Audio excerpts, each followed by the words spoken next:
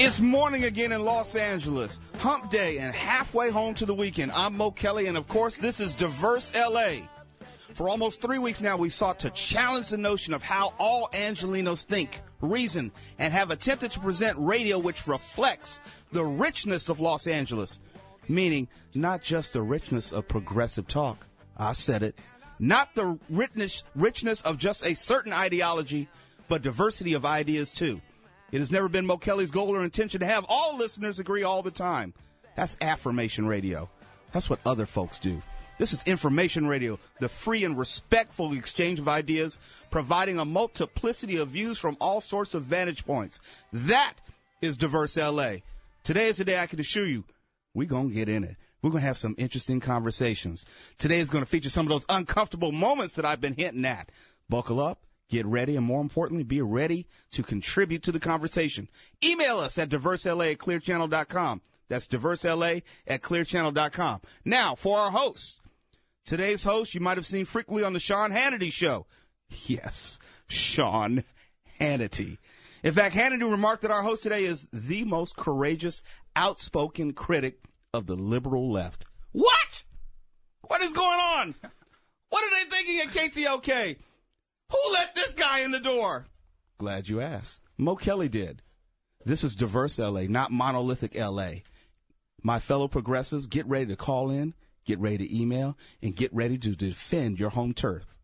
But without further ado, Los Angeles, please welcome to the microphone Reverend Jesse Lee Peterson. Wow.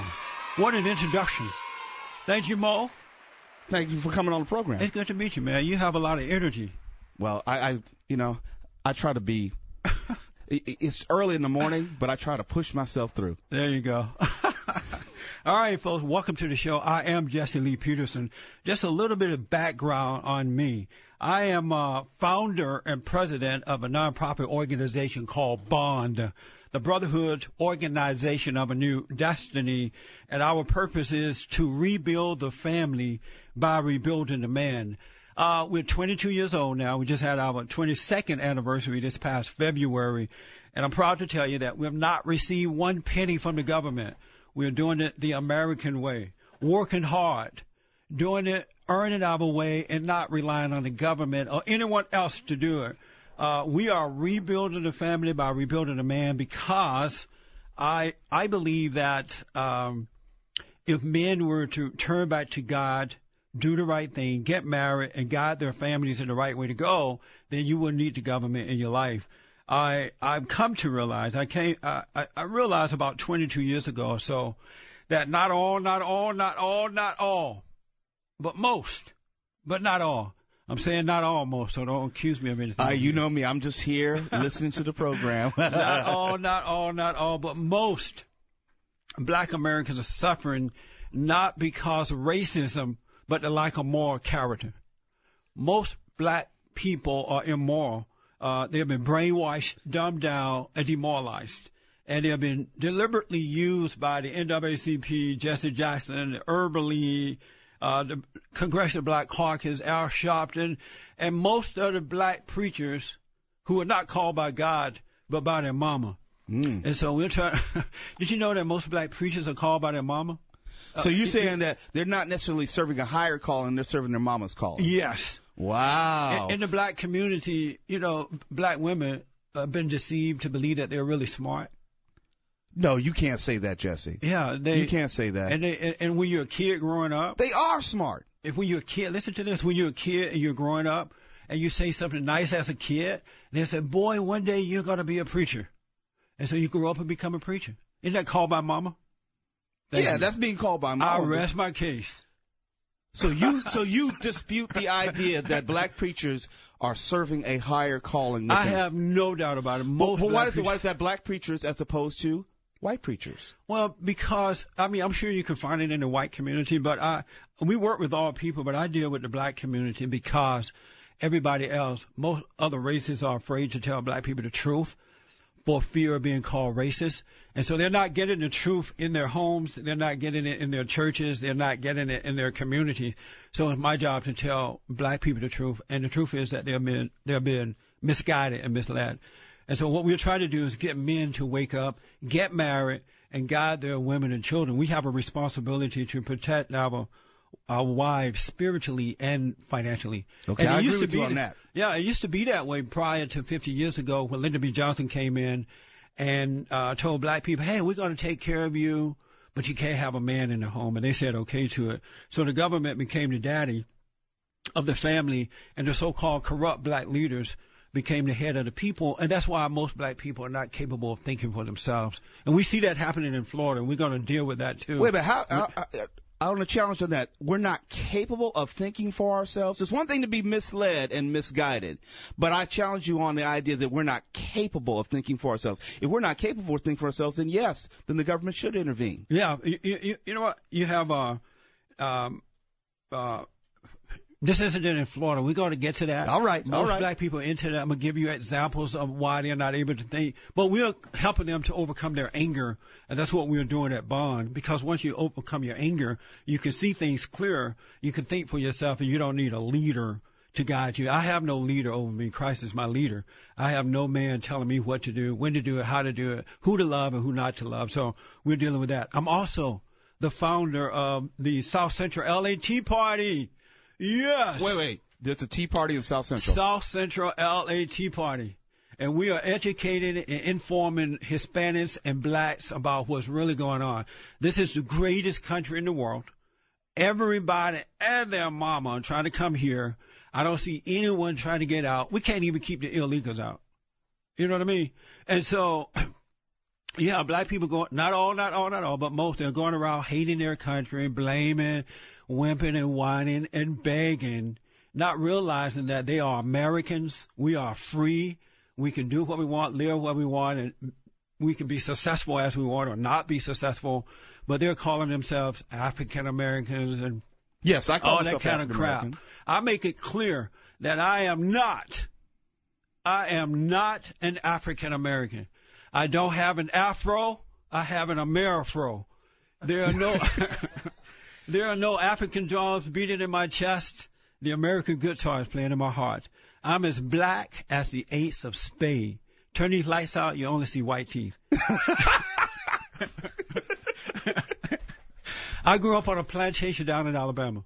My grandparents worked in the plantation, their parents and their parents. I remember the Jim Crow laws and all that stuff. But we were not taught to hate. We were taught that we were Americans, and if we treat people the way we like to be treated, we can make it in this great nation.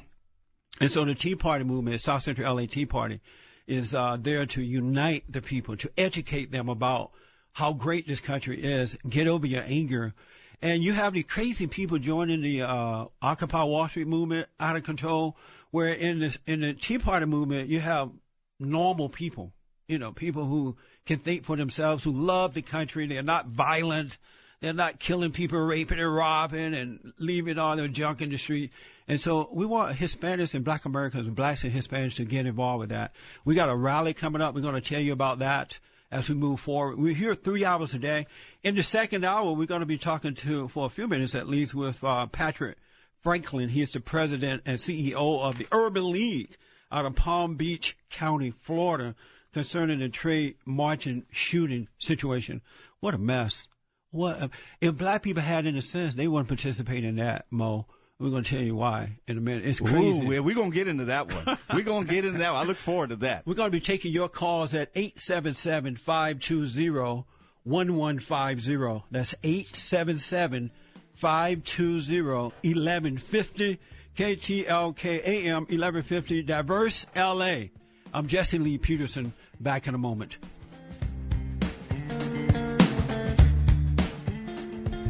Tomorrow, 6 till 9. It's Stephanie Miller on KTLK-AM 1150.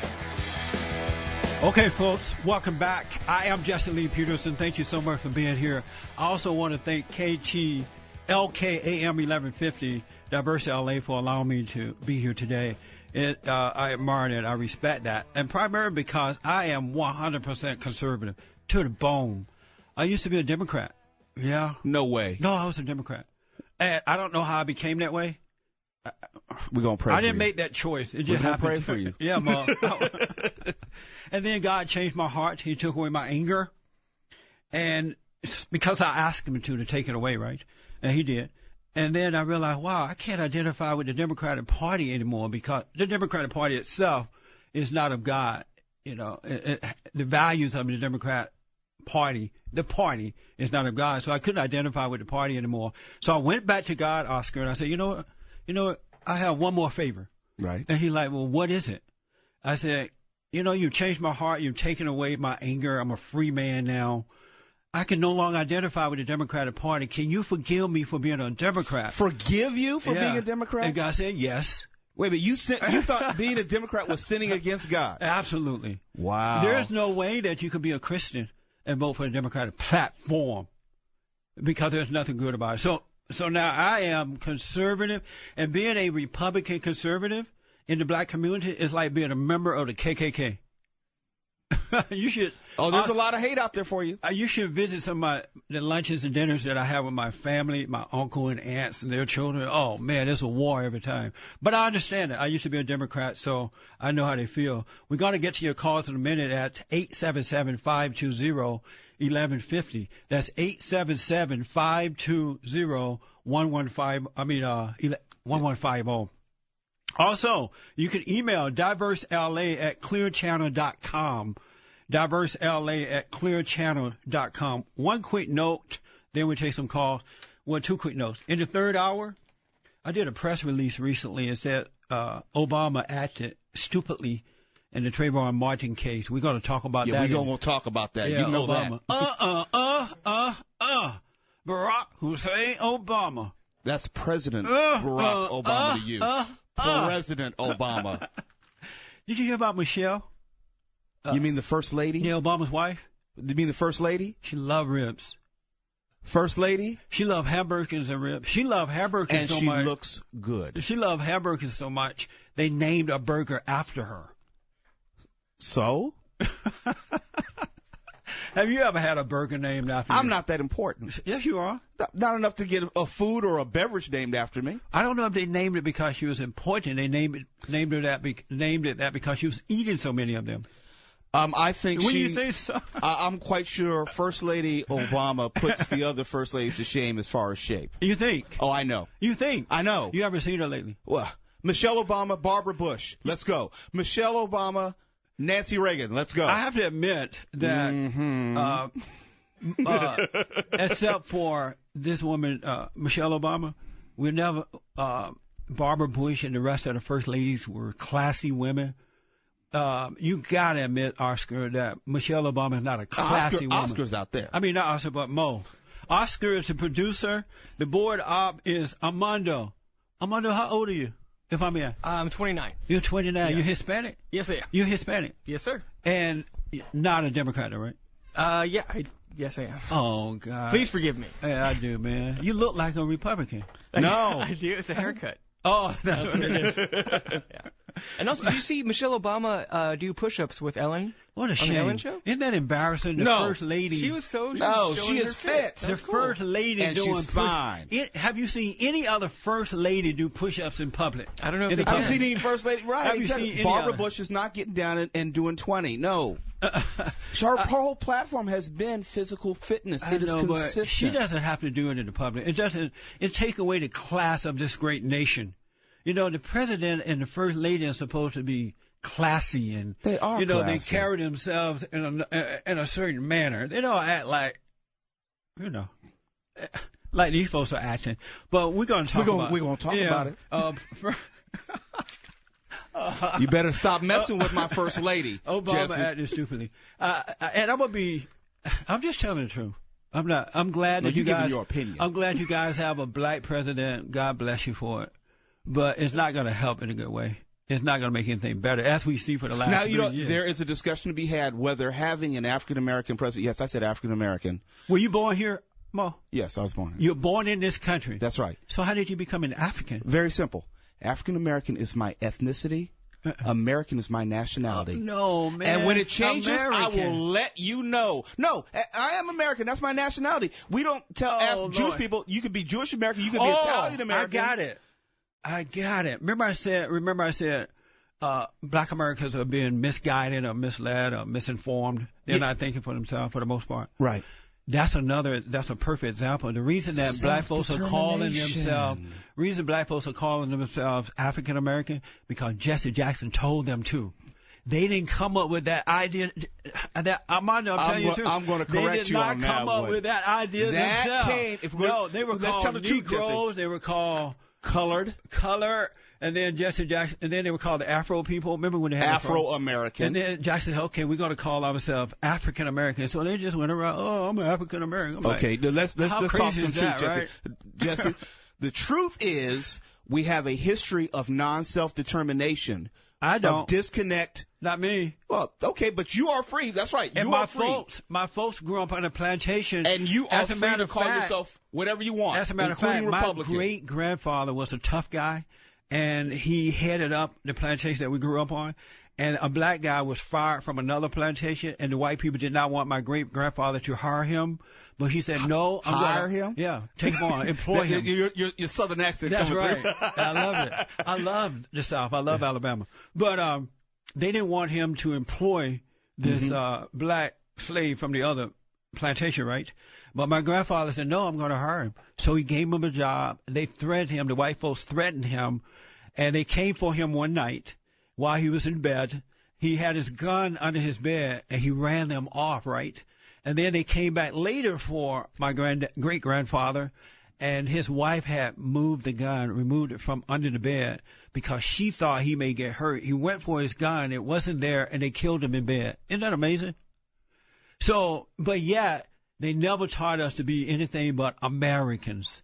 They said, look, however we got here is fine. Be grateful. Stop whimpering and whining and begging. Stop complaining. Give back to your country.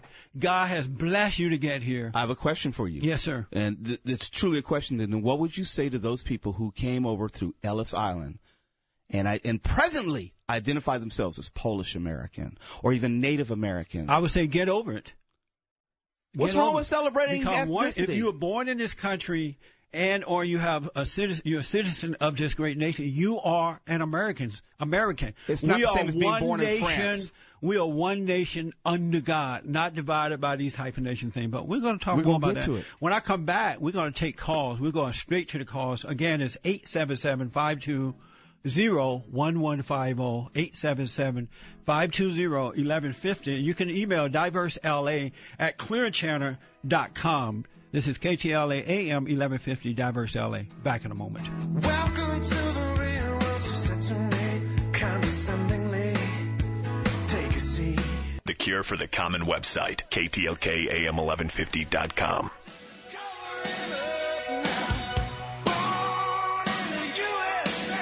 You listen to AM 1150 KTLK. This is Diverse LA. This is Mo Kelly. I'm jumping in because I'm letting some of you folks out there know this is not the Black Rush Limbaugh. Cut it out. Cut it out. And I'm not saying that to Jesse. I'm saying that to those of you who are emailing with all these pejoratives and derogatory statements and everything. I don't need you to agree. I need you to listen and understand that in our communities, we disagree. We don't necessarily think the same. And I'm telling Jesse off air and everything, we are going at it. We are going at it. Jesse, am I wrong? That's right. You're right, man. So absolutely. As we go through these conversations, I don't like everything he has to say. In fact, I don't like anything he has to say. But we're going to have these discussions, and we're going to push each other. And at the end of the day, if you don't agree and you reject what he has to say, you reject his tenets of conservatism, you reject his tenets about race, then so be it. But at the end of the day, we're going to have these conversations, and we're going to grow from there. That's what Diverse LA is about. Are they calling me Rush Limbaugh? Oh, yeah, that's the nicest thing they called you. But that's good. Rush Limbaugh is a good friend. I'm a good friend with his brother. I love Rush. We need more Rush Limbaughs.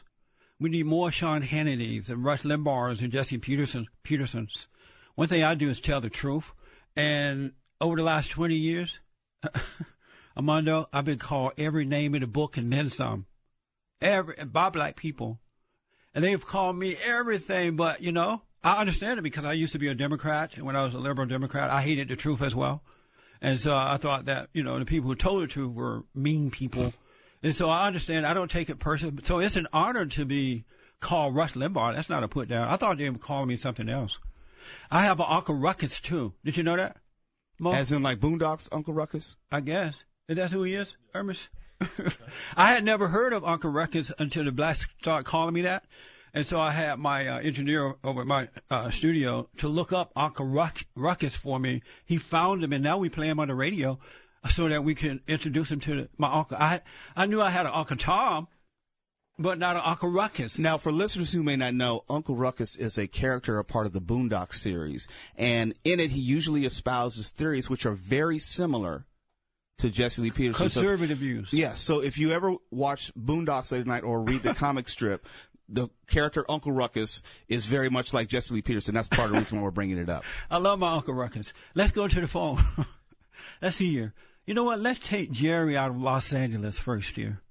Jerry, good morning. Welcome to the show. You're on with Jesse and Mo. Mo is here too, but you're on with Jesse here. Jerry from Los Angeles? Going once for Jerry out of Los Angeles. Well, let's come back to Jerry. Let's try Matt from Huntington Beach. Matt, welcome to the show. Hey there. I have been listening to you with an open mind last half hour. I think it's great that you guys are doing this diverse thing. Clearly, you are being incredibly diverse. But I've got to ask, is this a Dave Chappelle skit? Because, seriously, I mean, it is, right? I mean, like... Why do you ask? Well, because you're reminding me exactly of that guy from the Dave Chappelle show when he pretended to be a Klan member who was an African American, and I you sound remember kind of like that. You're not but Klan tell me member, something, Matt, that I'm saying or have said that is not true. That's what's important here.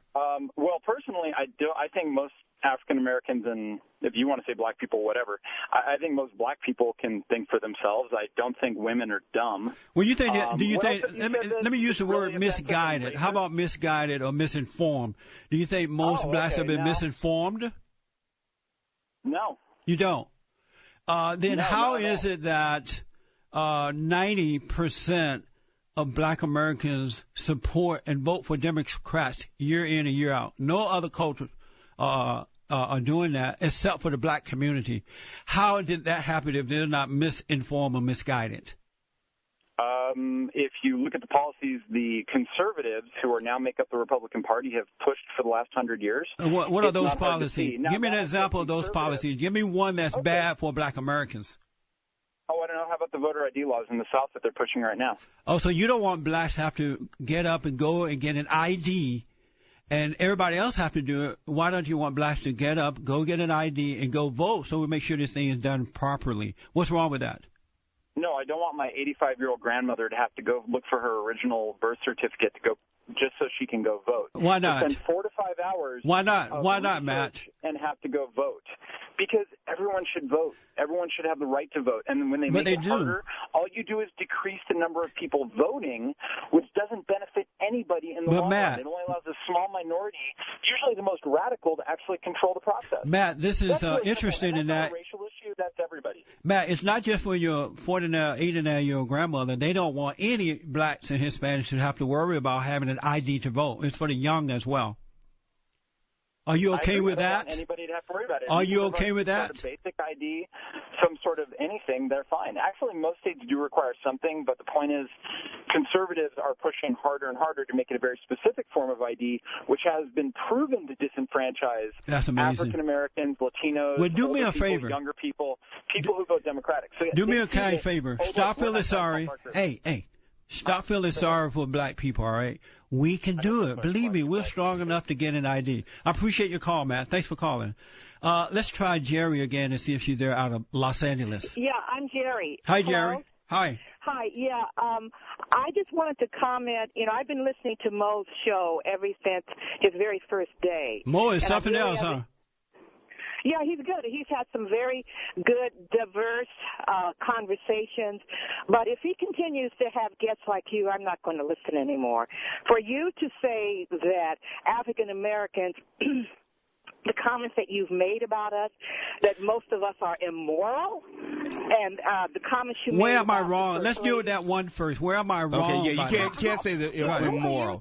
You don't know me. What makes you think that I am? Well, that's why I said most, not all, because most how many African Americans are there in this country? What, like 8 million? So you're saying most, like 7.5? Tell me where I'm wrong. Give me something to show that you're right and I'm wrong. You said most. Let me do this. Let me do this. You said most. Jerry? Okay, well, let's not. No. Okay, I'm going to jump in here because we're going to keep this on the rails. Now, I'm going to say most, not many. There are instances of African Americans. I can prove my point here. 70% of black babies are born out of wedlock. In the state of Indiana, 80%. One state alone. And I lived in Indiana for a while. I have a lot of folks there and things like that. Is that most, Jerry? You talk about one state, Indiana? No, nationwide, according to the Census Bureau, nationwide, 70%. And when I was born up on that plantation, less than 10% of black children were born out of wedlock. But that has to do with a state of society. That is not an immorality of the people. No, that's because black Americans they lived that high moral standard. I used to think, in all honesty, Mo, when I was growing up, only white people sinned. Honestly, I thought that because around me, black Americans were getting married.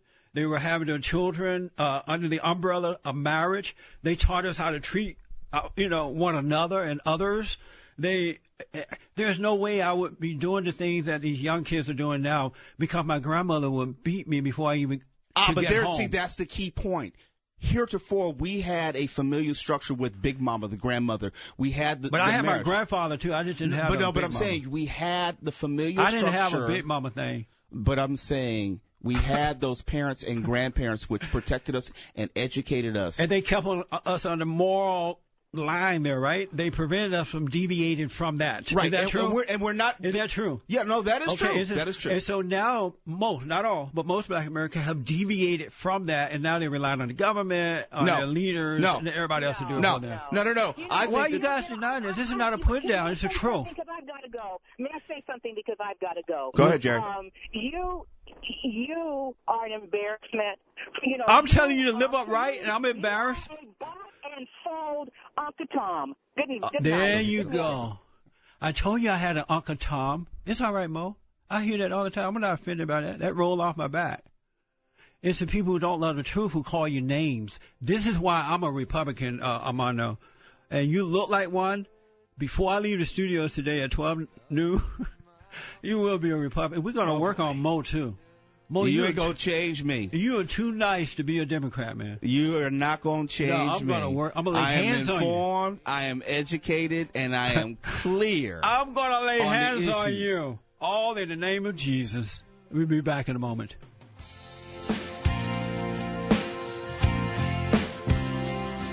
It's a long day. Don't miss out on the multimedia mayhem. KTLK-AM1150.com. You're listening to AM 1150 KTLK. This is Diverse LA. I'm going to try to provide some perspective on this conversation. Wow. Now, I will say about 80% of listeners and emailers who have responded hate you, Jesse. But there's a message in this. Let's listen to this. Here's a couple emails. This is from Elmira. Please get Uncle Ruckus off the air. Disappointing, but I can't turn it off. I want to slap somebody, preferably the guy that is hosting today. Tell him to please stop carrying the bucket for the white man. But here's from Catherine. Hi, Jesse. As usual, you're spreading the love of people. I hope everyone opens their ears and hears your message, sent in your special way with humor. I am listening to you, and you are funny. Keep up the good work. A loyal listener from Catherine in Florida. And Ermias, who's here with us, has a couple other emails that he's received that he wants to share. Ermias works with Jesse. Go ahead. Ermias is my PR guy. Yeah. The smartest PR person on this side of heaven. Don't say that. See, now that colors the emails, okay? No. See, smart enough. Go ahead. Thank you, Jesse. Getting some tweets and emails. Roger says, preach it, brother, preach it. A lot of their listeners may have never heard the truth before. Got one more here. It says, go Jesse. What a pathetic shame that when people hear Jesse, they think Jackson when they should be thinking Jesse Lee Peterson. There you go. Well, they're not mad at me. They're mad at the truth. The truth hurts hurt if you don't love that truth. So it's not toward me. A lot of folks love lies. You know, that's how we ended up with Barack Obama in the White House, by the way. How's that? Because he's a good liar. And most people love lies. How is he a liar? I'm challenging you. Be specific. How did he lie relative to other politicians? You say that this is about truth? Yes. Give me some truth. Back in 2008, when he was running for president. Yes, I was there. He sat in Jeremiah Wright Jr.'s church for 20 years. And Jeremiah Wright Jr., we all know, I'm sure we all agree on it, is the worst of the worst of the worst of the worst. No, we don't agree. Like but go ahead. The scum of the earth. Right? Keep going. Go ahead. He's racist. He's angry. But they say the same thing about you. No, but it's true about Jeremiah. He said, GG America. I love America. No, you never hear me put down my country about that like one that. point. But you said that he hates America or he's angry. I know listeners right now are saying the exact emails. They say the exact same thing about you. It has to do with perspective. I have no anger inside of me at all. They're not being honest. And so Obama sat under this guy for 20 years. He said that, Jeremiah Wright Jr. is like an uncle to me. He married Michelle and me, baptized our children. Oh, but I didn't know he taught racism from the pulpit. I'm like, look, do not vote for this guy. He's a liar. And you can't trust a liar. And now look what we have. Look at America 3 years later. Okay, all right. We'll and now he's going around lying again. You know, for a long time they blame everything on Bush. And now he's going around lying again. Oh, I've done a good job. I need more time. Jesse, you know when he took office, the stock market was 9,000. It is now over 13,000. I'm just talking truth. There you go. Just talking truth. I can't Have you seen gas up. Prices lately? In June of 2000. Wait, in June of 2008, the cost of gas under President Bush was $4. That was for a minute. Let me tell you this: when Obama got in office, I was filling up my SUV for $30. And lately, it has taken me $85 to fill it up. It is not quite on empty. Here's some truth, I don't Jesse. go through that last dot thing. You can't have it both ways. You can't say that we need President Obama to be tough with Iran, tough with our Middle East. Obama's not tough. Okay, but let's in any form or fashion. Let's say that were true. If that's the case, then gas prices would reflect that. It is a world economy. No, he wants the gas prices to be up like this because he want to take us out of our SUVs and put us in a little mini. Opinion. That is not true, mini Jesse. car where only little people can get into. That's conservative I can't even ideology. ride my family in those cars, and he want to change the type of fuel that we use. So he's trying to force us to do it, just as he tried to do with the health care thing, Obama's socialized health care plan. Socialized? There's no public option in the health care plan. How is that socialized? Which, by the way, will be thrown out. Hallelujah. It may be thrown out, but if ever I needed you, Lord, I need you now. It's going out. How? Hallelujah. How do you call that socialized health care? Can we say healthcare? hallelujah? Come on, you're black, you go to church. I know you go to church. Yes. Can we get a hallelujah that Obamacare will be thrown out? No. We can't get a hallelujah. No. Well, I'm going to ask my Christian friends to pray for you. Okay. We're going to get you saved before I leave I here am today. already saved. If it's the last... I am already saved.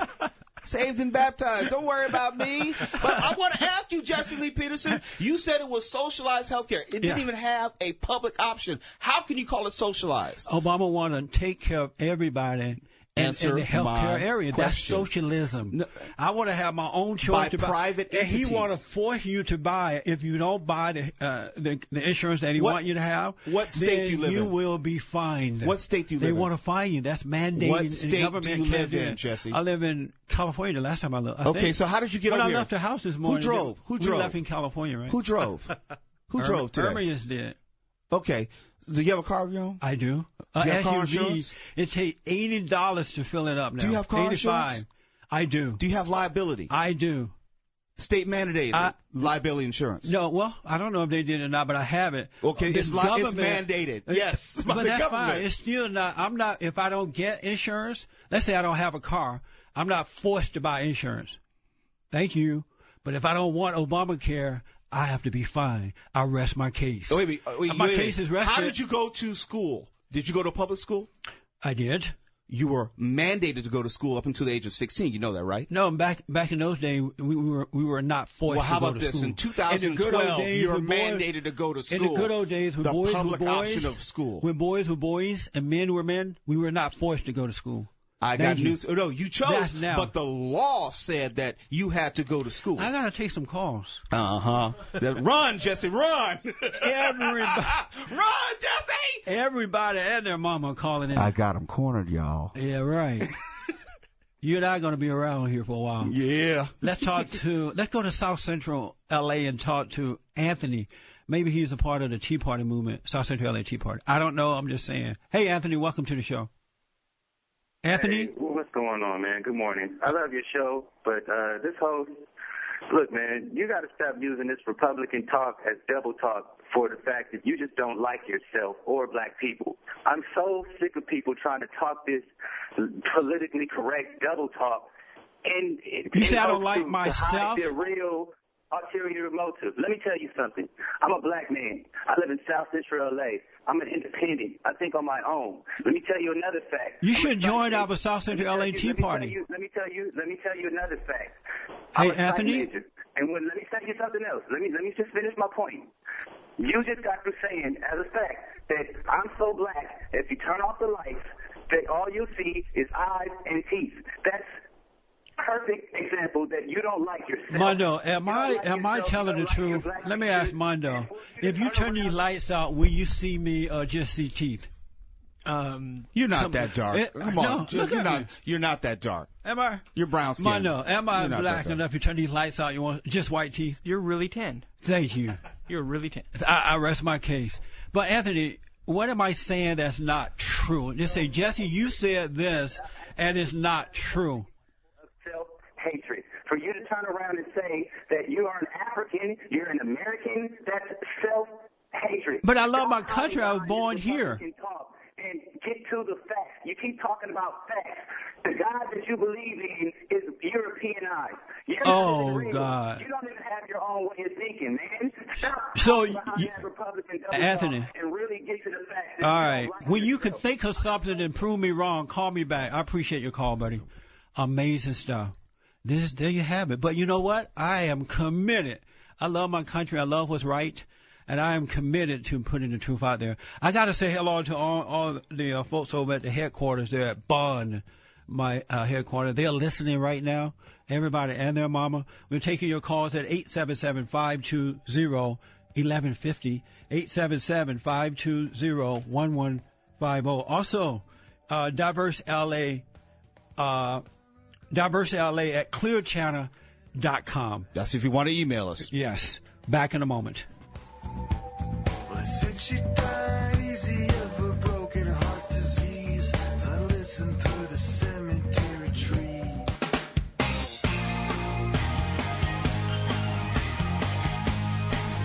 Welcome back. This is Diverse LA AM 1150 KTLK.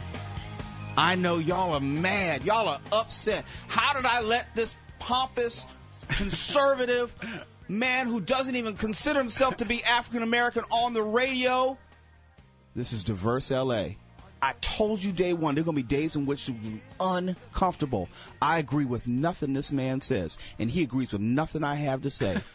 But we're going to get through this. Together, we are going to get through this.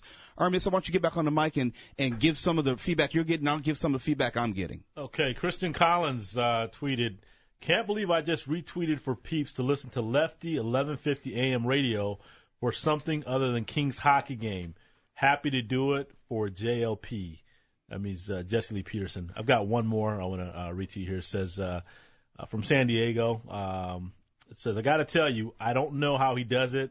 How he does this, I would have been tired long ago. I got one from Alicia. It says, I understand the format of the Diverse LA show, but it does not excuse the fact of having a guest as ignorant and pompous as Mr. Jesse. Mr. Jesse, that's your call. I hope my concerns are heard. Alicia, you are heard. Yeah. But that's the whole point. You got heard, Alicia. And the fact that you got heard and Jesse gets heard and I get heard is the whole point of this. I don't need everyone to agree, and I don't need everyone to like what I'm doing. But there's a point to all of this. We don't think alike. We don't act alike. We don't vote alike.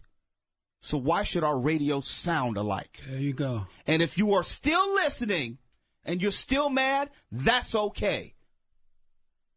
But there's nothing wrong with disagreeing. Jesse, go ahead. All right, folks, welcome back to the second hour. You're listening to KTLK-AM 1150 Diverse LA. You can email us, diversela at clearchannel.com. All right, and then we'll also take your calls, even though the boys are just smoking right now. Everybody and their mama are calling in. 877-522-1150. I am Jesse Lee Peterson, uniting the racists with truth instead of dividing them with lies. You can go to my website later at bondaction.org, bond, ACTION.org, bondaction.org. Also, my Twitter handle is at JLP Talk, JLP Talk, all right? And we'll give out more information as we move forward. In the third hour of the show, the next hour, we're going to talk about Obama acting stupidly in the Trayvon Martin case. We'll get to that in the third hour. I can't see this right here. We're going to get to that. You got that. But for now, we're going to talk about this Trayvon Martin situation. George Zimmerman has been accused of killing him, and the folks are having a hissy fit about that. I have with me, let's see here, Patrick Franklin, President and CEO of the Urban League of Palm Beach County, Florida. And Patrick took a busload of folks down to Sanford, Florida to protest in this rally for Trayvon Martin. Let's see here. Patrick, welcome to the show, sir. Good. Thank you for having me. How long have you been the president of the and CEO of Urban League down in Palm Beach, Florida? 10 years now. 10 years. And what made you join them? Why did you join them? Because I felt the need to work with my community and to improve the conditions that we currently have. And I'm reading here that Patrick and the Urban League took a busload of people and drove 3 hours from Palm Beach County to Sanford, Florida. Is that true? Very much so. And why did you do that? Well, we are very concerned about what happened with the Trayvon Martin case in Sanford, because we feel like what happened to Trayvon can happen to any of our youth that we mentor and work with here in Palm Beach County. And we had a lot of concerned citizens who wanted to get involved, and we were just a catalyst to get them there. And when you say what happened to Trayvon can happen to any of your youth, what happened to Trayvon exactly? Well, I'm quite sure you know the case well, and everybody in this country knows what's going on and happened to Trayvon and the senseless killing that went on. But from our perspective, that type of innocent killing, vigilante type killing that went on should not and has no place in our society. No one. I mean, you were not at this at the location when this took place, right? The shooting took place, right? No. So you really don't know exactly what happened there, right? No, we don't. But we know from just the facts that we've gained so far, we have an understanding that senseless violence did happen, and we wanted to make sure that. But if you were not there, how do you know it was senseless violence? Since you were not there, well, how can you be so upfront about something that you really don't know about? Well, we do know that a 17-year-old male is killed, correct? That's right. All right. And an unarmed 17-year-old male was killed. That's our concern, and that's what we're advocating for. How do you explain, let's see here, I got to find my notes here, Trayvon history. He was thrown out of school 3 times. He was suspended. Get it right. He was found to have, that's Mo, by the way. He was found to have a little bag with marijuana in it. He had a pipe, marijuana pipe. How do you explain this? Let me just stop. And on the internet, we see him with his pants halfway down. And those were not pictures of him, Jesse. And also, his parents are not married; they're not together. How do you think? What do you think about Trayvon's history? That's all irrelevant. That's all irrelevant. Absolutely. How's that irrelevant? My stance on this is that this young man was killed.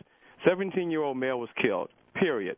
Let's not confuse the issue. Let's not cloud the intent or anything like that. Let's stick to the facts, okay? You can go and but you don't know the facts. The same thing goes on. Patrick, you do not know the facts. Well, do you? No, that's why I'm waiting and let the authorities but his background, do their but to investigation Patrick's point, and let us know what the facts are. His background has nothing to do with what transpired that night. It has everything to do with it. Well, sir, look. It has everything to do with it. We're looking for an arrest in this case because if a young man was killed and nothing is going on, we need to get more facts. It needs to go through the justice system to properly go through the legal system. That's what we're asking for, okay? But Patrick, we're not asking for anything else. Patrick, answer this for me. And last weekend, I believe, or the weekend prior, 10 black people were killed in one neighborhood, including a 6-year-old black girl. 39 to 40 people were wounded, and it was black-on-black crime. This past fall, you had black thugs running around the country attacking white people in their businesses, attacking white folks. 2 black young males attacked a young white boy and threw gasoline on him, set him afire, and said, "You deserve this, white boy." Where were you people when those incidents were happening, and why don't you show up for those incidents? Why is it you only show up when there's a white on black thing? Can you answer that for me? No, that's not the case. We advocate for our youth no matter what color they are. I don't see you guys showing up with black-on-black crime. Why is that? Well, let me ask you a question. Have you been here in Palm Beach County? No, answer the question. Don't ask me a question. Why is it that you do not show up for black-on-black crime? Everybody and their mama killing each other. You guys don't show up. Al Sharpton, Jesse Jackson, the Urban League, the NW, you don't show up. Why? Well, that's your opinion. We do show up. When have you shown up for black-on-black crime? We have a history of that. We have black-on-black crime. You're not being honest, Hold on. Let him, how do you know that? Because you haven't shown up, buddy. How do you know that? You didn't mention you guys didn't do it. I do know that the Urban League has been active within the Los Angeles community specifically about black-on-black crime. And we are active here in this community in Palm Beach County. So for you to stand up and blatantly say something like that, you're taking a position that's not indicative of who we are, okay? So if you're showing up, why is it that we don't hear about you showing up for black-on-black crime? We only hear about it when it's white on black. Because you're not in my community. Let me take a break, Patrick. Patrick Franklin is with me. We're going to hold him over for one more segment. And we're going to get to all of your calls at 888-775-3773. No. 877-520-1150. Oh, what am I thinking? 877-520-1150. You're listening to Diverse LA. He's Jesse Peterson. He's on the wrong side. I'm on the right side. Whatever. Well, I'm going to change it before it's the end of the show. And we're coming back. Paradise Found. You're listening to LA's talk station, KTLK-AM 1150. Okay, folks, welcome back. I am Jesse Lee Peterson. Thank you so much for being with me. Again, I want to thank KTLK-AM 1150 for Diverse LA for this opportunity. KTLK. What did I say? KTLA? You're not the first person. A number of people have done that. It flows off people's... It sure does. Yeah. It does. And Mo, again, man, thanks for having me here. It's good to have you here. Pretty cool. It shows that you're not... I know you're a liberal Democrat, that you're not afraid. Yes, I am. You're not afraid. And that's why I believe that before this is over today, I would have converted you to a Republican. You keep on believing that. Republicans are not afraid. Yeah, you know what? That's not going to happen, but you can keep on hoping. Hope and change. Don't you see Mondo changing as we speak? Look at the glee in his eyes. No, he's laughing at this because he knows there's no way in the world you're going to convert me. I used to think the same way. I absolutely thought the same thing. I want to get back to my guest here. Patrick Franklin is with me. He's the president and CEO of the Urban League of Palm Beach County. And they took a busload of folks down to Sanford, Florida, to attend a rally on behalf of Trayvon Martin. And I'm told that Al Sharpton showed up. Oh, my God. Jesse Jackson, oh, my God. You know, for 5 years, we held the National Day of Repudiation of Jesse Jackson. We're going to talk about that a little bit later. Let me get back to Patrick. Patrick, again, thank you for being here. Okay. Patrick, how do you feel? Let me ask this. We all know, all of us know, even if you don't admit it, that Jackson and Sharpton and those folks are no good. Just Jackson and Sharpton, they'll use black people for their own personal gain. Why would a person like you, Patrick Franklin, participate in anything with Jackson and Sharpton? Why? Because it spoils. Let's say you mean well about what you're doing, but it spoils it when you bring those two people in. Why do you do that? So that's your opinion, and I respect that. But at the same time, we represent a community here in Palm Beach County, and my job is to make sure that I can do the best I can to help them meet their needs socially and economically towards equality. Why can't they do it themselves? Why do they need you to help them? And who helped you to get to where you are in life? Why can't black folks do it for themselves? So we work to help black folks, white folks. But why do they need your help, though? That's what I don't understand. No, What's wrong with them? They need your help. They didn't require my help. No, they didn't require my help at all. We were there supporting the family of Trayvon Martin. We were there supporting the incident of what happened, because we want to make sure that incident doesn't happen here ever again in the state of Florida with this stand your ground law. That is absurd for us to. So you want to change the stand your ground? Like you want to change the stand your ground law, right? Exactly. That's crazy. May I tell you why? Because why do we need a law like that? We have the Second Amendment. We have the right to bear arms.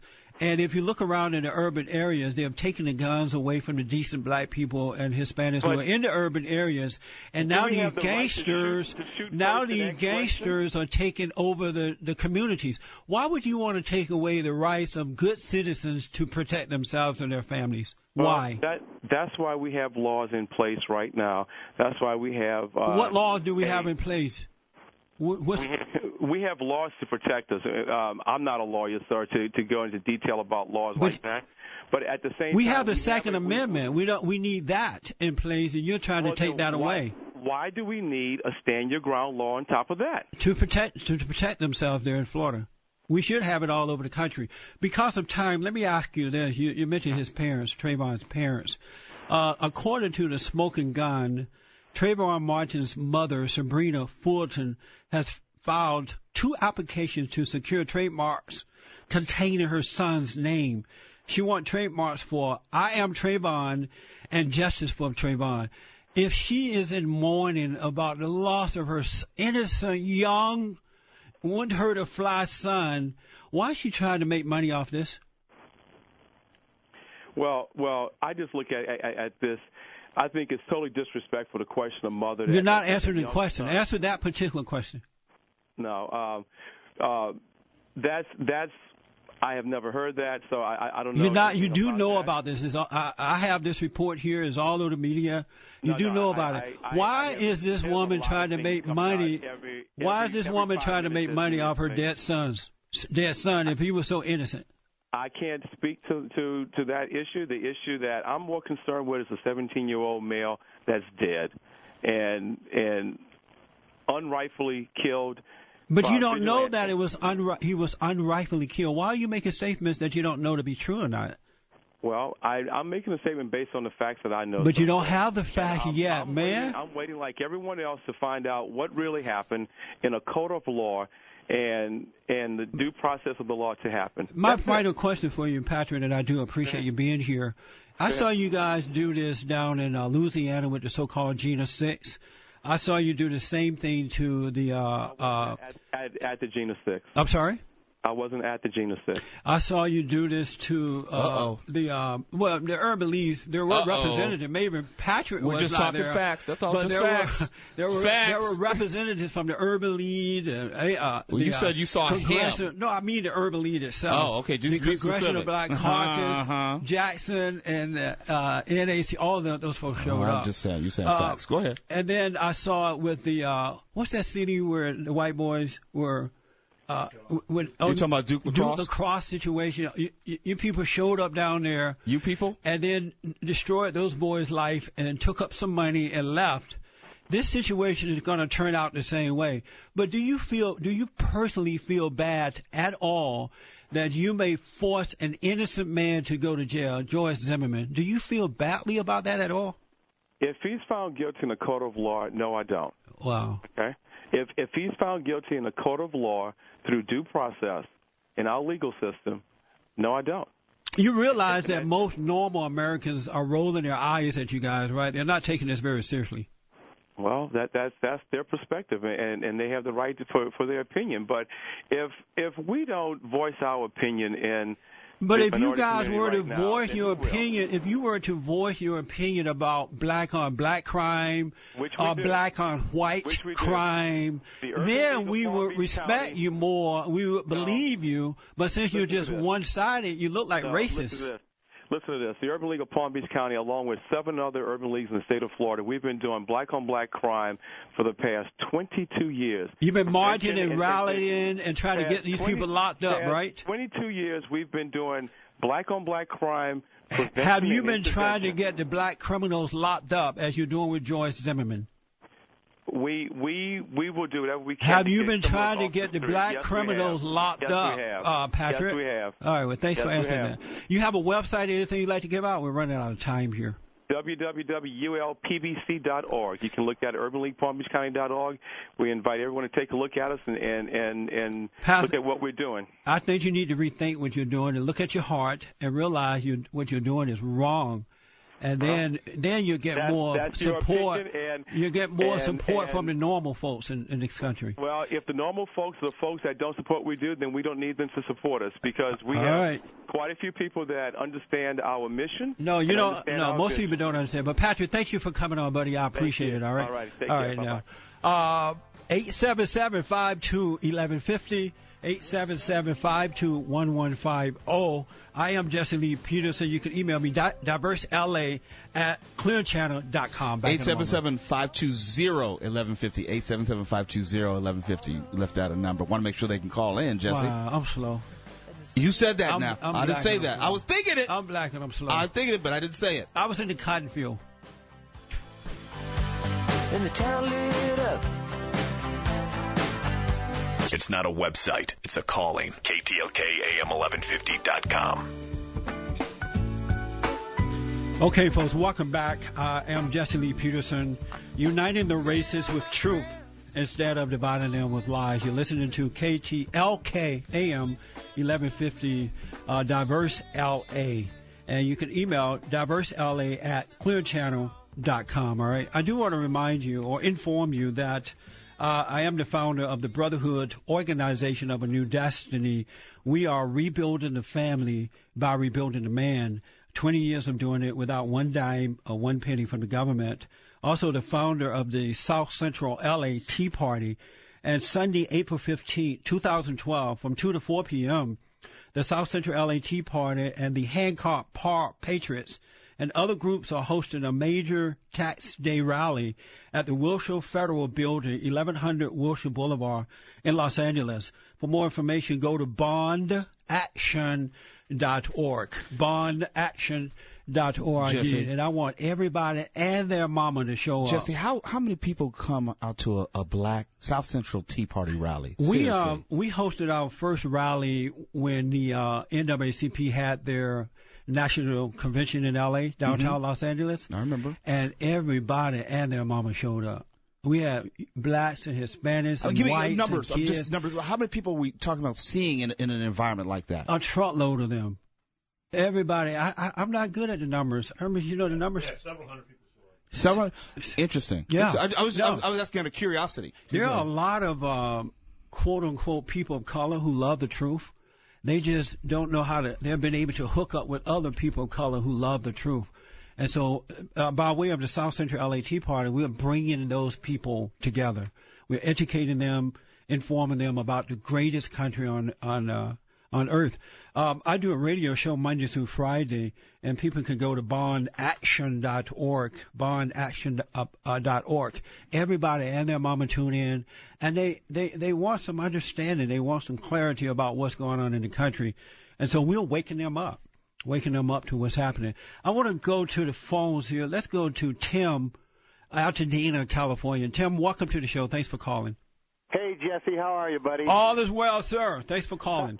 Listen, I want to say to these guys that Jesse Lee Peterson is one of the most courageous. You got to admit, Mo, he's courageous, right? Oh, absolutely. Okay. And you got to admit that I'm courageous to bring him on. Well, yes, that's true. That's no, true. I will admit that. Yeah. But your philosophy is not courageous. Now, let me just say this. Thank you, Tim. Go ahead, Tim. Let me just say this. I'm an artist, rather well-known artist, and I met Jesse by coming out to his organization and talking to his boys about how to use entrepreneurial skills in the arts. And we had a great time. It was about 2 or 3 hours, wasn't it, Jesse? Yes, sir. And we had a great time, and when I can, I give money to Jesse's cause. But interestingly enough, I never said to those kids, use this to do black art. I said, use this to do beautiful art, and you will be successful. Now, Mo, do you know of a man named Henry Asawa Tanner? The name doesn't ring a bell. Go ahead. Okay, Henry Asawa Tanner is one of the most famous painters in this country. Paintings were in the Smithsonian about 20 years after the Civil War, my friend. All this racism. He was a black man. He was a slave when he was a child, and his paintings were in the Smithsonian Institute in the 1800s. Okay. One thing I've come to realize, Tim, is that it's not about color at all. It's not about male or female. It's about what is right. What is the right thing? And rightness, you can find it in all culture. It's just that people, the liberals, I'm not going to mention Mo's name here, but the liberals, the Democrats, are blind and they can't see. One of his most Mo, famous you understand paintings. what I'm talking about, right? I understand, and you know what? I accept the intellectually the fact that it should not be about color, and that's part of why we're having these conversations. But we should also be honest about the history of this country and how we got to this point. It has always been about color in this country. We can open up the Constitution, and it still says that we are 3/5 of a man. It has not always been about color with most people. We had to have the Voting Rights Act and the Civil Rights Act for a reason. That wasn't imagination. What year are we in right now? Oh, we're in 2012. I'll rest my case. No, we are in 2012, but that doesn't mean the vestiges of racism are no longer here. Can we live in the now? Yes, we can. The past is done. Yes, we can. It doesn't even exist anymore. Stop killing black boys for no reason other than racial profiling, and then we can live in the present. Are you talking about black on black crime? Oh, me personally, absolutely. Okay. I am a firm proponent of equally addressing the black on black crime as well. Yes, Tim. As well as Trayvon Martin. Oh, yeah, Hello? right. Mm-hmm. Go ahead, Tim. Jesse? Sorry. Go ahead. Yeah. Let me just say this. I want to address that if I have any time left. Real but fast. I just want to say this. This man, Henry Asawa Tanner, that I mentioned, every black person should know about him. He was a slave when he was a child. And his most famous painting is owned by Bill Cosby. And you know what the name of it is? The Thankful Poor. It shows an old black man with a child sitting at a table with one loaf of bread, and they're praying for that loaf of bread.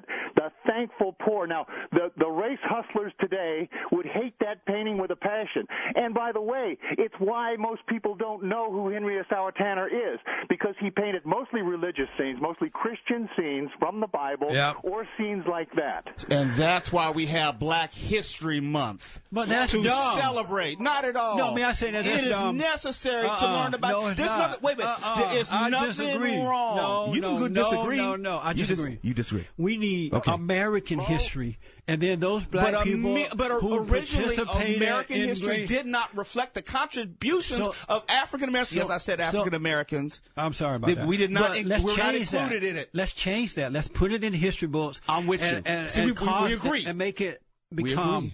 Cause it to become American history. I agree. Well, then get rid of this. But crazy until that day idea comes, we're having Black History Month. Tim, thanks for your call, buddy.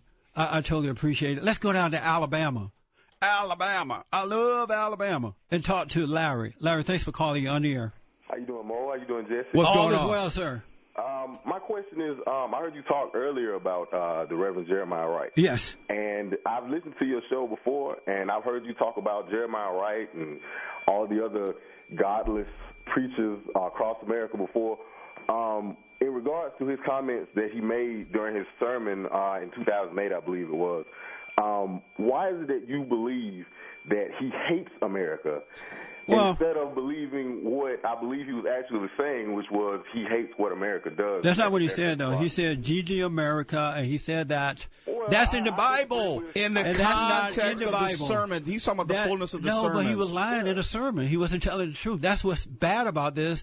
You have what was Satan. He lying? He served in the Marines. He loved this country. He risked his life for this country. How can you say he hates America? You have Satan standing in the pulpit talking about GG America, and that's in the Bible. He said answer the question. He doesn't love America. Maybe how do you know that? He hit his head on a rock. How do you know what's in his heart? Tell me, how do you know that Jeremiah Wright doesn't? I know it's a good question. Give me a good answer. What is coming out of his mouth when we speak from the heart. Okay, so you think Dr. King didn't love America? When Jeremiah Wright Jr. said GD America, he was speaking from the heart. I'm asking you a specific question. And it said to me that he hates America. And also, black liberation theology is not Hold on, caller. Hold on 1 second.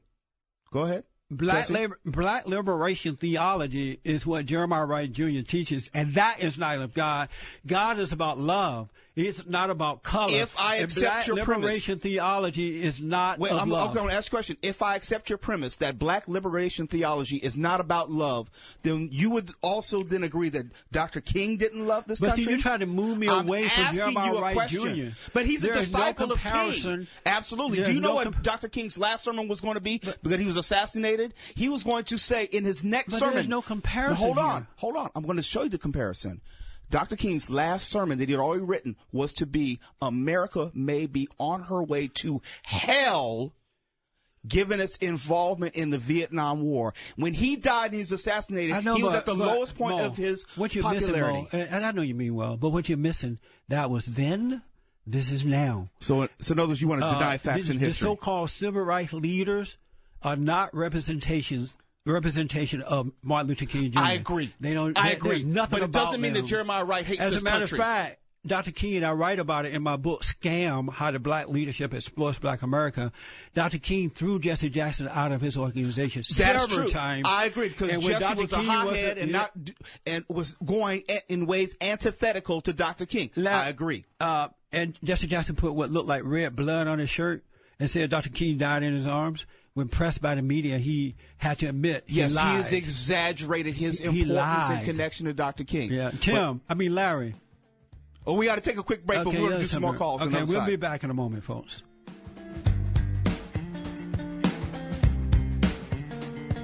KTLK-AM 1150.com. Okay, folks, at the top of the next hour, we're going to talk about Barack Obama acting stupidly in the Trayvon Martin case. You mean intelligently? I'm sure Mo is gonna love that one. Yeah, we're gonna get that. If you're listening, just know that the left is represent. We're gonna throw down on that one. Whatever. I'm getting texts and emails and just all kind of stuff going on here. I got a text from wavesofgray.com, a good friend of mine. He said that the Republican Party helped to make the laws that brought the most equality to blacks. We can stand on our own. The Democratic Party has fooled blacks into becoming dependent on them, less independent to stand on their own without the government assistance. And you say, Mo? I would say we can point to the Civil Rights Act and the Voting Rights Act that were specifically enacted under Democratic administrations. Lyndon Baines Johnson last session. Wasn't Al Gore against some of those things? You remember Al Gore? Hold on. You asked me a question. No, wait a minute.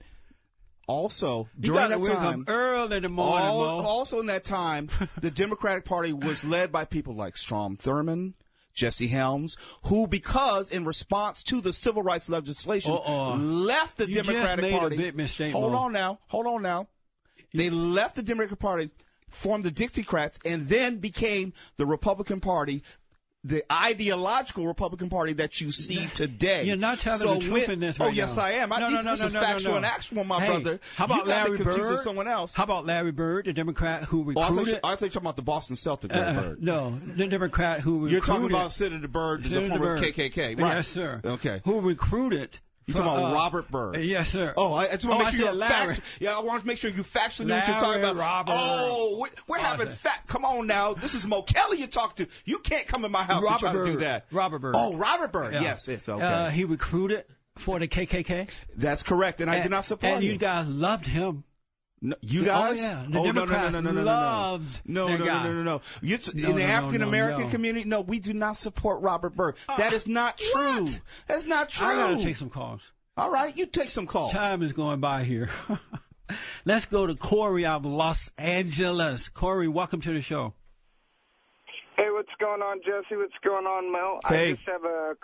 I just got a couple questions, and then I'll go ahead and turn it over to you. Okay. And my first question is if we're going to talk about histories on Trayvon Martin and George Zimmerman, why aren't we talking about George Zimmerman's violent history with the police? Oh. And why aren't we talking about his violent history with his ex-girlfriend? Good question. And then second of all, I just have for my second question, I would just like to ask you, Jesse, if maybe you fooled some of the people who think that you're really a person of God.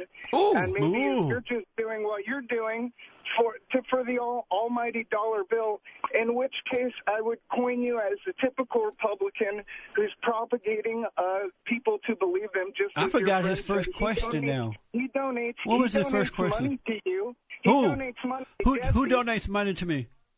No. Your previous caller, who is a quote-unquote friend, talks about how he donates from time to time to Jesse. Who is that in that hood up there? Pay attention, Jesse. Who is that in the hoodie? Pay attention. Or are you legit? Or is this about $1, buddy? I mean, just Corey's preaching right now, Jesse. Corey, you better give him an answer, Jesse. I've heard enough from you. Hold on. He asked two questions. I forgot the question. Yeah, see, now you want to play like you old and everything. No, I am older than dirt, buddy. What's the question? I forgot his question. He wants to know if we're going to talk about Trayvon Martin's history, why can't we talk about George Zimmerman's history, which is far more questionable. I got it. They do. They expose George Zimmerman's history. And I tell you, but they have not exposed. It is irrelevant. They have not exposed Trayvon history. No, but I'll be the first to say. We're starting to do George that now. Zimmerman's history and guess is what his irrelevant. Mother said. George Guess what his mother said. Zimmerman's history is irrelevant. His mother said, I wish that they wouldn't expose the history of my son. No, they said, do not lie on my son. It's not that important. Tell the it truth, is Jesse. important. No, it isn't. They're not lying on their son. Do you know my history right now? Do you know anything about my history? I know that you're a nice guy. Okay. I know that you're a brave guy. I said my history. But do you know anything about my history? I know nothing about your history. If we got into a fight in this studio right now and one of us killed each other and I were to hypothetically kill you, what does my history have to do with it? You don't even know my history. But answer my question, Jesse Lee Peterson. But the situation with this guy is different in that they're trying to present Trayvon Martin as being this little innocent 12-year-old child who was tiptoeing through the tulips. And Jesse, answer my question. What does my history have to do? But let me. I'm answering that. When this guy was 6 foot tall? I mean, was he 6? He's 6. I think he's 6'1" and 140 pounds. 6'3", yeah, football player. But when they showed that little picture of him in a little red shirt, he looked like mama's baby. And how can you hurt mama's baby? They don't show that this guy was an intimidator. He has been thrown out of school. Who said he was an intimidator? And now his mama, that's not a fact. You just got into it with he slapped the bus driver upside the head. Did you hear about that? You got into it with the Urban League president. He slapped the bus driver upside the head. About facts. Hey, you're contradicting yourself. He slapped the bus driver, a bus driver upside the head. Is that intimidating? Oh, and George Zimmerman assaulted you didn't a answer police my question, officer. Sir. You did not answer my question. You didn't answer my question. Is that intimidating? No, that's not intimidating. To slap a bus driver upside the head is not intimidating? Let's say that's true. Wait, hold on. Let's say that's true. Does George Zimmerman... let's say that's true. Is that true? I don't know that's true. That's why I said if he slapped a bus driver upside the head, is that intimidating? It is less intimidating than assaulting a police officer. Intimidating? I answered your question. Is that intimidating, Mo? I said it is less intimidating than insulting a police officer. You're not answering my question. Yes, I did. No, you just didn't like my answer. I want a yes or no. You can want all you want. Oh, is that intimidating? But I'll tell you what you're going to get. You're going to get Mo Kelly's answer, not what you said. You are not going to do me like you do your callers. How do I do them? You talk over them. I want truth. Yeah, then you have to listen. The truth shall make you free. That's right. Not the lie, but the truth. That's right. All right. That's why I'm here. And this little boy, well, not a little boy. He wasn't a little boy. He was still a minor. He was not some little innocent kid that would just, George had nothing else better to do. And we need to know that, just as we need to know George Zimmerman's history as well. Do we have time for another caller? Yeah. Okay, let's go to, let's see here. Let's go down to New Jersey and talk to Adrian. How about that? Adrian, welcome to the show. Thanks for calling. Oh, Oh, God, I'm glad you finally picked up that phone so I can turn this place off. Now, you're talking about not lying. First of all, you told a blatant lie before. There was no SUV that was $30 to fill up in 2008. I have one. My sister has one. Well, I don't know about you. $65 to fill these things up. That was a lie right there. No. Second of all, hey, wait. Hold on, you're talking to the callers, like I said. But see? she just called me a liar, and she just can't call me a liar. And just you run. said I in know what I put in my car. You said in 2008 you filled up your SUV with $30. When Obama got in office, I was filling up my SUV with $30. You're a liar. And how you gonna call me a liar? Were you there? You sound like the Trayvon Martin defenders. Were you there? Were you there? My sister has a Jeep Cherokee. I have a sister who lives in Encino, California. Were you None there? Of us was filling up no car at $30 in 2008. God, how would you like to be married to this one? Were you there? No, don't try to get away with that because I'm asking you, were you there? Have them calling. SUVs was not. All right, what's your other question? But anyhow, Hey, ask a question. She asked a legitimate point. I don't care How can you fill up an SUV for $30 in 2008? I had a Jeep SUV in 2008 when Barack. You got 30 seconds. You got 30 seconds. Obama entered the White House. I was filling up. Hold on, Adrian. Hold on. Hey, I'm about to put you on hold. You should hold on. Adrian, hold on. I was filling up my Jeep with $30 in 2008. Today I have a different SUV, but it's still an SUV. It's costing me $80 to $85, and I yet haven't been on totally empty yet, and it still costs me. The gas prices are through the roof, and Barack Hussein President Obama, you better address him by his correct name. You didn't say that about Bush. He's president. Yeah, I called him President Bush. You didn't say that about President George Bush. We got to take a break. He's Jesse Peterson. I'm Mo Kelly. We are fired up in the studio. I'm not going to take this anymore. Back in a moment.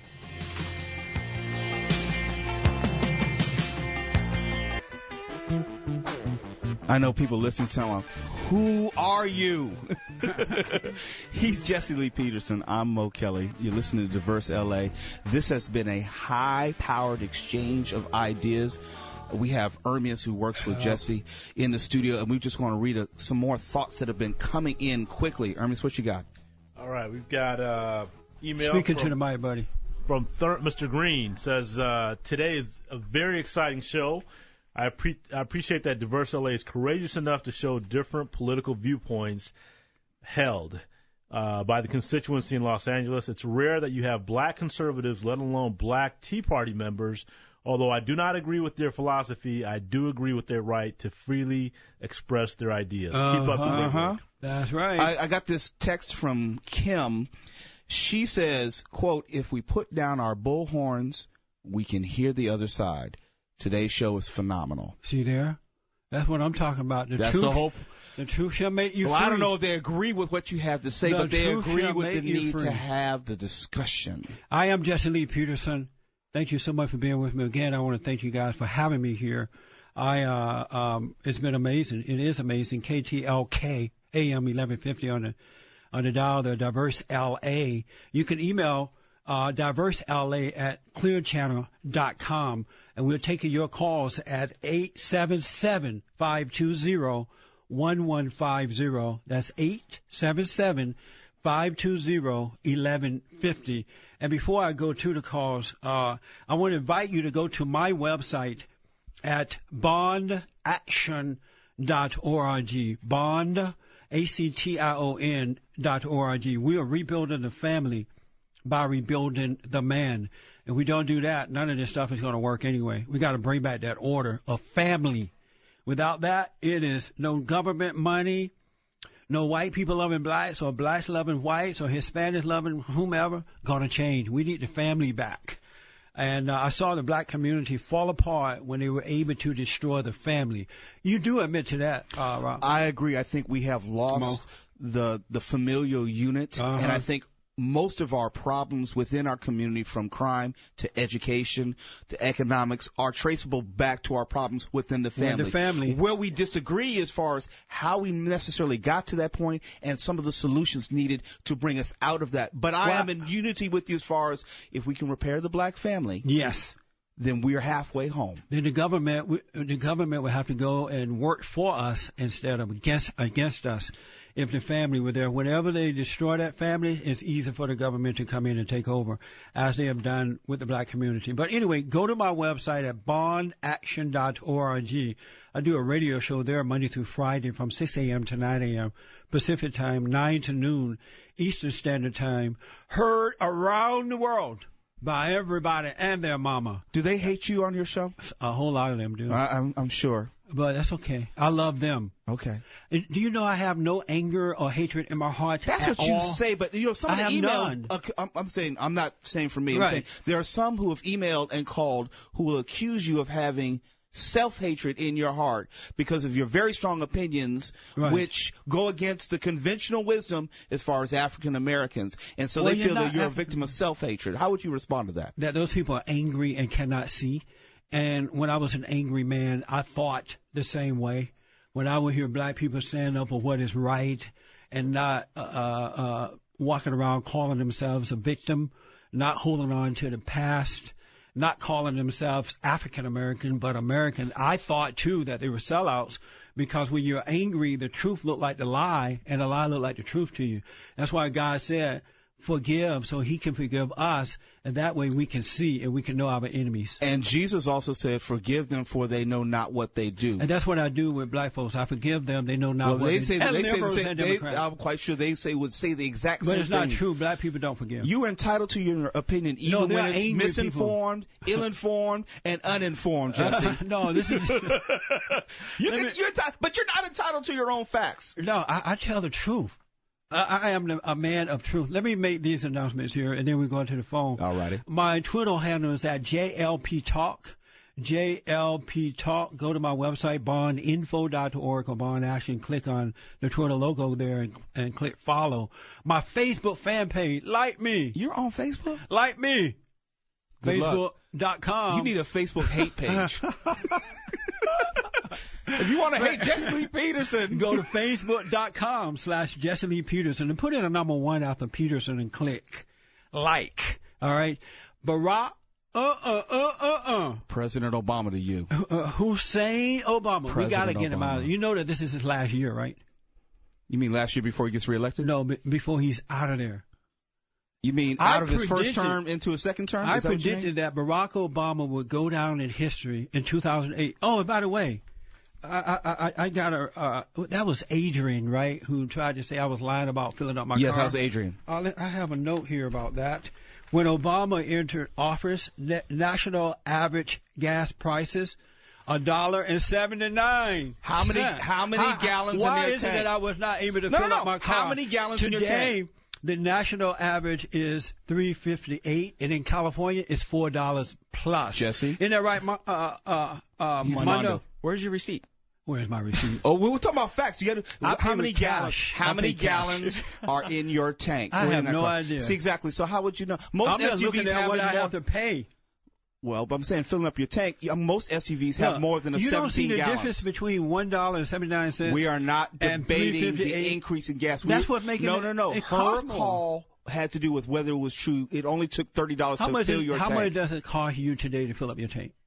My car, which is a sports car and only has a 13-gallon tank, you can do the math. But an do you SUV, know how much it cost for you to fill up your car today? 4 times 13, about $55. How much did it cost back in 2008? Your Jedi mind trick won't work on me. You're trying to change the subject. How much did it cost back in 2008? At what month? Are you talking about June 2008? How much did it cost in June 2008? Gas was $4. Answer the question, Barack. I asked what? I asked you. This started with Adrian. Answer the question, Barack. I told you. How much and did it's it Mr. cost President to you. In 2008? Mr. President. Why are you people so hooked on that? No. You got to call it's him the Mr. respect You of didn't the call office. President Bush, Mr. President. Absolutely. They call him Hitler. No. Black, no, you're talking to Mo everything. Kelly, and Mo Kelly addresses all presidents with the respect the office deserves. Was good. President Bush, President Obama. But you do agree with me, Obama's out of there, right? No. He will be a one-term president. Okay, you know what? I'm going to call you right after the election, and when President Obama is reelected. Okay, wait. You're hearing this on the air. I'll take you to lunch. Jesse Lee Peterson is going to take Mo Kelly to lunch if President Obama is reelected. You heard it. And what will you do for me if when he's not reelected? What do you? Okay, I'll take you to lunch. What do you want? Okay. I want ribs. Maybe there are none left though. We have to hurry before. Don't do it. Don't do it. Don't do it. Don't. Would I come back? Yes. When you come back, if you come back, we're gonna play this soundbite where Obama acted stupidly, intelligently in the Trayvon Martin case, and then we're gonna take your calls, folks, right after this break. Welcome to the real world, she said to me, condescendingly. They say radio is a passive medium. I say they are a bunch of fools. Listen like you mean it. KTLK-AM 1150.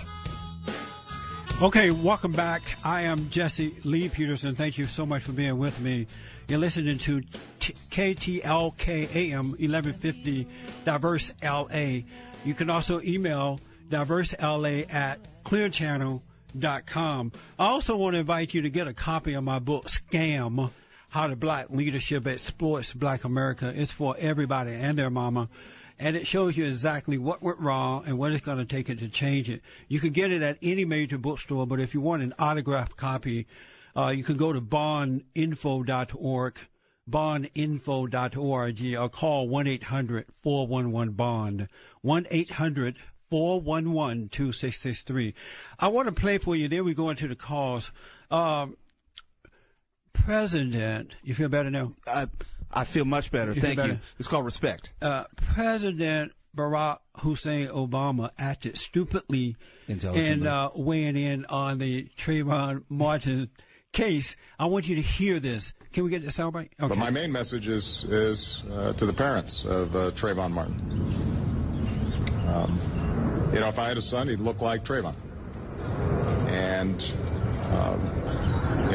I think they are right to expect that all of us as Americans are going to take this with the seriousness it deserves, and that we're going to get to the bottom of exactly what happened. First of all, he's only doing this because he's trying to get the black votes. He already has the black vote. Blacks are not that into getting out and vote in this particular election, and they know that. They were pretty excited about it the first time around because they wanted a black president. They thought they would never live to see a black president. They thought, oh my God, right? So they were excited. Now that they've had it, the excitement is gone, and so they are afraid right now that these folks will not show up and vote for Barack Obama. That's the first reason that he weighed in on that. Let me ask you that. We understand it, and I agree that Democrats, irrespective of race, are not as energized for this election cycle as they were in 2008. Yes. But the fact of the matter is, African Americans, black folks, however we want to call us, have been voting Democrat to the tune of 90+%. What a sad commentary. But the fact is, it's been going on since the 60s. So President Obama getting on the microphone talking about Trayvon Martin is not going to inspire a greater percentage of African Americans to vote for him. If anything, because he has been in office and has disappointed some folks. No, he got them all mad. Now, he got them mad with this race thing. But first of all, but how's it going to make them vote for Democrats? Back in the 60s, that makes no sense, Jesse. Most blacks did not vote for the Democrats back in the 60s. They voted for the Republican. Correct. Hello? But then the civil rights movement happened. You're right, Jesse? No, Can I hear yes, you're right, Jesse? Only if you tell the truth of what part of the 60s. Most of black. Prior to the civil rights. It all depends on what you mean by is. No, Jesse. The onslaught of blacks voting Democrat came in response to the signing of the Civil Rights Act. Most black people voted for the Republican. Even Martin Luther King Jr. Even Martin Luther King Jr. was a Republican, buddy. Jesse, do you want to tell the truth or not? Are you disagreeing with that? No, I don't disagree with that, but you're not putting it in historical context. Well, you asked me what part of the 60s. Yes. That doesn't make sense. Now I got to That's like asking you, are you a Democrat? And you have to ask you what point in your life, because you yourself said on this show at one time I was a Democrat. Right. So it's relevant to talk about context as far as when you were a Democrat. African Americans weren't wholly in the Democratic Party. Let me do this. Run, Jesse, run. Run away. I want to analyze this thing. I want to lay You're out running, this. Jesse. I got to lay out this for about about this man, Obama. He called it a tragedy. I've never heard Barack Obama call black-on-black crime a tragedy.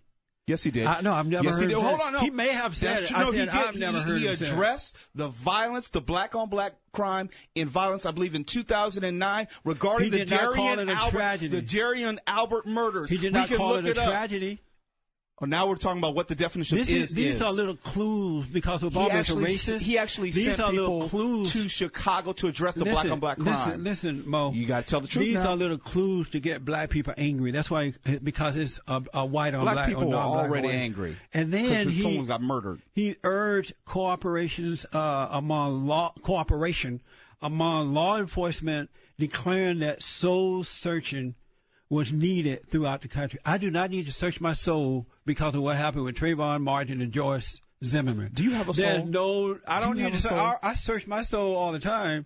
And just because that incident happened, what he's saying is that America is still a racist society. I'm telling you, he feeded into the anger of black people, not all but most. And this is why I'm telling black people they need to overcome their anger, because this man, as I said before, is a racist, and black Americans are being set up with this guy reaching out. He acted stupidly. Would you like some facts now? Because you're giving an opinion. I want to give you some facts. Okay. President Obama sent 2 cabinet members to Chicago over Darian Albert's fatal beating, which was black-on-black crime. So if you're asking if President Obama is specifically speaking out, actually he's done less in the Trayvon Martin killing than he did with Darian Albert. He's done enough. He's caused enough damage. He's done less than he did with black-on-black crime. He's caused enough damage. Tell the truth, Jesse Lee Peterson. Enough damage. Tell the truth. I Obama proved you wrong. speaking out is implying that America is a racist society. Let me tell you what's happening right now. You asked whether he addressed black-on-black crime. Did you not? Let me tell you what's going on right now. You're running again. So what now? You're running. I said you asked whether President Obama specifically addressed black-on-black crime, and I'm saying to you that he sent 2 cabinet members to Chicago over Darian Albert's fatal beating. I mentioned earlier about all of those black folks that were killed in Chicago recently, last weekend. And where in one neighborhood, you had 10 people murdered, shot down, killed, weekend, including a 6-year-old black girl, and 39 and 40 people wounded, black-on-black crime. Why didn't he call that a tragedy? Are you going to let me answer? I'm quiet. Okay. First, I have spoken out many times. Not you, buddy. Obama. Hold on. African Americans should have equal outrage as far as what's happening within our communities, as far as black-on-black crime. We got to take call, but we're talking about Obama, not you. I said, are you going to let me answer? Yes, sir. Obama. Okay. Stay with me. Oh, as much track running as you've been doing today, you've been doing the high stepping. You got your hands moving up and down. I used to run track in Alabama. I know. I can tell. And I was not running still. from white people. You're running from me right now, and I'm not white. Why didn't Obama call the Chicago incident a tragedy? I don't know why he didn't. Thank you. He doesn't care. It doesn't get the same anger out of black folk because it's black on black. Did President Bush send his hometown? Did President Bush send 2 cabinet members to New Orleans for Katrina? Yes or no? Where is President Bush right now? I don't know. I asked you a specific question. Where is President Bush? I'm talking about when he was in office. Is President Bush in office? Excuse me. Is President Bush President in office? Bush send 2 cabinet members to New Orleans for Katrina? President Bush in office? Right. He didn't even go to New Orleans. Hey, is he in office right now? My bad. Has he been in office the last 3 years? My bad. You're not answering my question. No, you didn't answer my question. Did President Bush send 2 cabinet members to New Orleans during Katrina? I don't remember. I have no idea. I'll refresh your memory. Now answer my question. No. Is President Bush in office right now? No, he is not. I rest my case. All right. Let's go to All righty then. Can we go to Rob? America, there you have it. Out of Los Angeles. Rob, thanks for calling and thanks for waiting. You're on the air. Yeah, hi. Hi, Rob. I just wanted to say I find it interesting that, first of all, I just wanted to say real quickly that, we talk about the activism, we talk about the black-on-black crime, and I'm referring to Mr. Peterson's interview with the Urban League guy in Florida. Now, I would say, here in Los Angeles, that I do see a lot of individuals, activists who are engaging in dealing with the issues of black-on-black crime, racism, police brutality, and poverty. Now, for Mr. Peterson, the only time I've seen you is on Fox News on Sean Hannity's program, monologuing about, and that's one of the major problems that we as the black people have, regardless of political stance. Do you have a question? Monologuing, all you do is, excuse me. Hey, Rob, we're running out of time here, and I want to respond to you. Do you have a question? The fact of the matter is, all you do is monologue. You insult people. But see, this is not true. And you blatantly lie.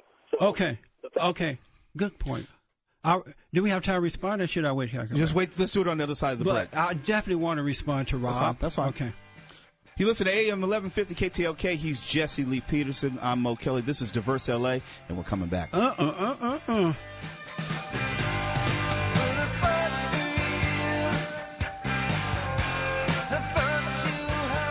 No one cares how many songs are in your pocket. What you need is a fresh playlist of ideas. K-Talk-AM 1150. Well, welcome back. It's Diverse LA, AM 1150 KTLK. This is Mo Kelly. Hosting today is the controversial and incontrovertible Jesse Lee Peterson. Just want to read a quick email which kind of encapsulates the type of discussion we want to have. Dear Diverse LA, I'm Kathy in Mar Vista, who called on your second day. You seem interested that my husband and I have been married for 45 years. I've read what Jesse Lee Peterson has written for several years, so this is a person who's familiar with your work. Okay. It is good to have a local show on LA Talk Radio again. But rather than continue his negativity, I, Kathy, would like to know who he supports for president and why. Good question. At this point, any Republican. I haven't made a decision yet as far as the GOP campaign is going now, but anyone who runs against Barack Obama, they have my support 100%. Because we got to get Barack Obama out of the White House. Doesn't matter. Rick Santorum, Mitt Romney, Sarah Palin. Yeah, Rick Santorum, Mama can run, and I'll vote for her. Because we got to get Obama. This country cannot afford Obama for another 4 years. So that's what I'm concerned about at this point. And then once we get him out, we'll put someone else in, and then we'll get it right. I want to thank you for that. Thank you for that question. Good question. I want to respond to Rob when he said that all I do is go on Sean Hannity's show and commentary about things. For the last, I don't know, he may not have heard, but for the last 22 years, I've been running a nonprofit organization called Bond. I founded this organization myself. And what we're doing is rebuilding the family by rebuilding the man. We have a home for young men that we bring in from around the country, show them how to overcome their anger, finish school, start businesses, get married before having children out of wedlock, stop hating the white man, because as long as you have hatred, you're never going to move forward in the right way. We counsel, tutor. We work in prisons and jails around the country. I've devoted my whole life to turning all men back to God and encouraging them to take control of their lives and their families. And we've done it without any help from the government. You can go to bondinfo.org, bondinfo.org for more information, or call 1-800-411-BOND, 1-800-411-2663. And what we're going to do now is take all calls. We're just going through the calls right now. 877-520-1150. 877-520-1150. And to prove my point that Obama spoke out on this Trayvon Martin situation, he acted stupidly. And it was to encourage racism and hatred among the folks.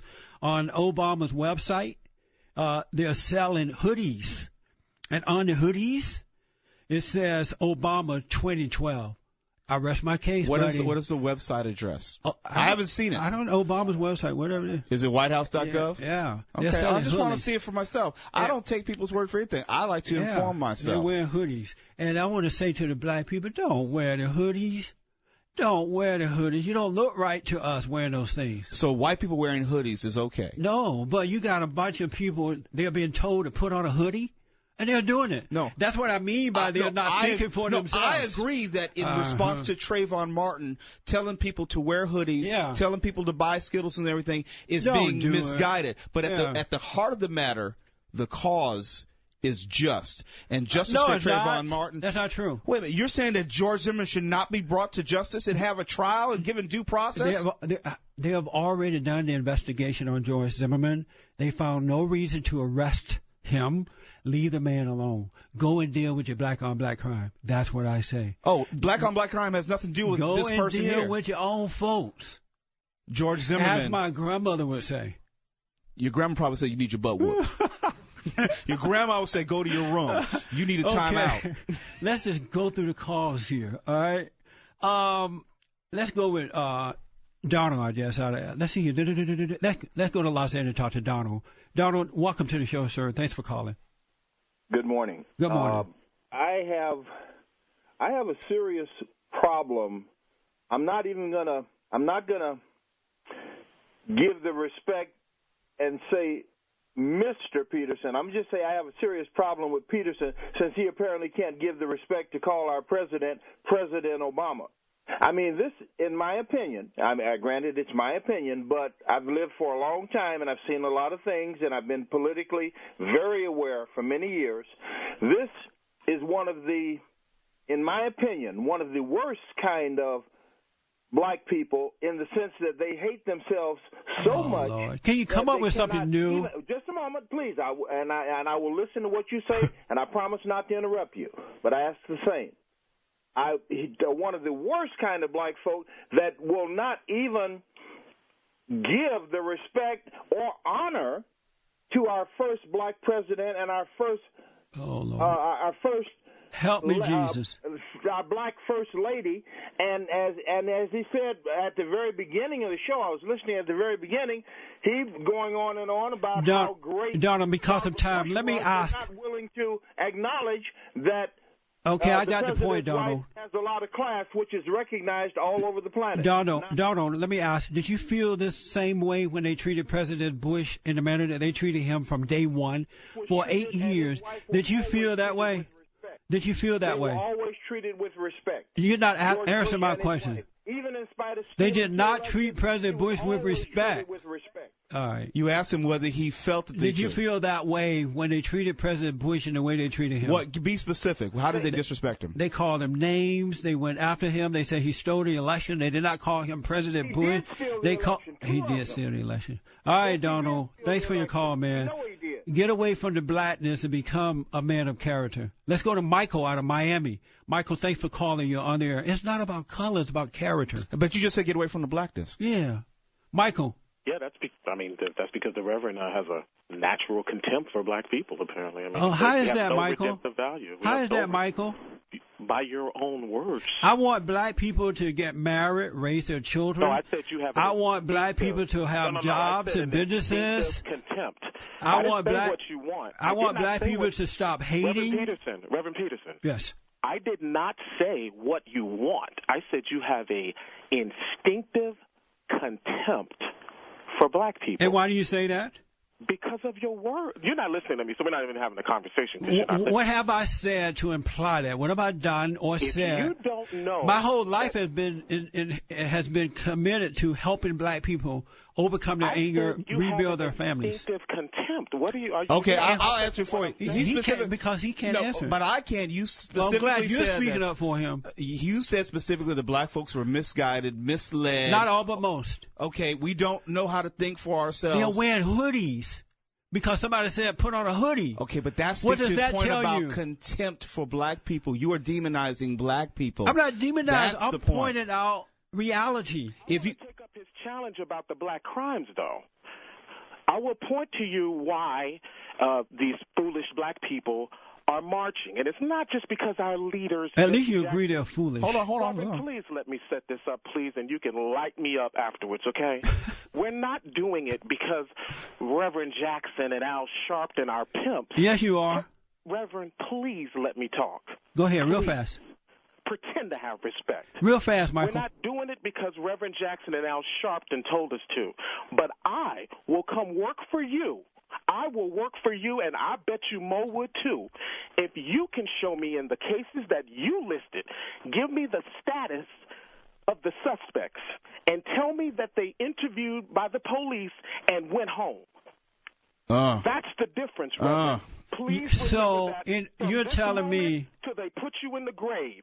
Remember that when the Trayvon Martin case came along, the outrage was about the behavior of the police. You are correct that a young black male is going to die tonight. And the reason why we won't be marching for him because is you don't care. See what I mean? Instinctive contempt for black people. All right, thank you. He got you, Jesse. No, he Jesse. he didn't get me at all. He didn't got say you. anything. No, he got you because I didn't get me. That was crazy what he said. No, it wasn't Mo, crazy. Come on. It wasn't crazy. Mo. He pointed out the fact that he conceded that there's a lack of focused outrage for black-on-black crime. He conceded that, but at the same time, he also validated why we are marching, and it has nothing to do and with why are you Al. marching? It has nothing to do with Al. It has nothing to do with Jesse. It has to do with the fact that the black man minor died. There was no investigation. You said he was cleared. They don't know that. That's the whole point. They don't know that. That's the whole point, they Jesse. did investigate the case, No, man. they They didn't. talked to No, they George didn't. Zimmerman. They found no proof that the man. Remember, there was. They some didn't of the talk to officers- Trayvon Martin. They couldn't talk to him. Thank but you. My point is. That's my But point. listen, no, that's not a point. Yes, it is. Calm down. That's not a point. He was Lord murdered. have mercy. That is We not got to a go to point. break, but you're going to Back have the in a last word moment, on this. folks. You're going to have the last word. Yeah. A proud sponsor of AIDS Project Los Angeles. KTLK-AM 1150. Okay, folks, welcome back. You're listening to KTLK-AM 1150 on the dial, Diverse LA. Email diversela@clearchannel.com. And we're going to get to all the calls, but I want to personally thank, because I know we're going to run out of time here. Mo, thank you, man. Thank you for appearing on the program. You've been more than a notion. Thank you Hey, so much. we need to do this more often. We don't need to agree, but we need to be able to talk. That's right. And the producer, Oscar, you are something else, man. Thank you very much. Yeah, I really appreciate your help. You guys have problem. made it so easy for me, so I don't take that for granted. Thank you. And last but not least, the board op, who will be a conservative before I leave. See, he gave up on me. I like that. Before I leave, man. Thank you. You got 8 minutes to convince me. Thank you, Mondo. I absolutely appreciate that, buddy. All right. I want to encourage you folks to go to my website at bondaction.org, bondaction.org, or call 1-800-411-BOND, 1-800-411-2663, and get more information about what we're doing. The Tea Party rally is coming up on April 15th. You want to know and get involved with that. I said that Obama acted stupidly. Intelligently. What? Oh, they can get the information on my website at Bond Info. It's going to be at the Federal Building. Go to bondaction.org. Thank you, Ernest. bondaction.org. And everybody and their mama come out for the Hancock Park, South Central LA Tea Party rally. I want to say that I mentioned the shirts that Obama was selling, his representatives are selling on his site, and it says Obama 2012. They took it down. Are you sure it was there in the first place? It was there. And does anyone have a screenshot because of it? they were exposed, No, I was trying exploiting black Americans to sure get it this was there? guy Wasn't your reelected. imagination? Oh yeah, I'm not making it up, buddy. You don't have any It was proof, there. though. It was there. You just. Yeah. I don't want to waste too much time here, but it was there. Let's go to Art out of Los Angeles. Art, thanks for calling. Thanks for holding you on the air.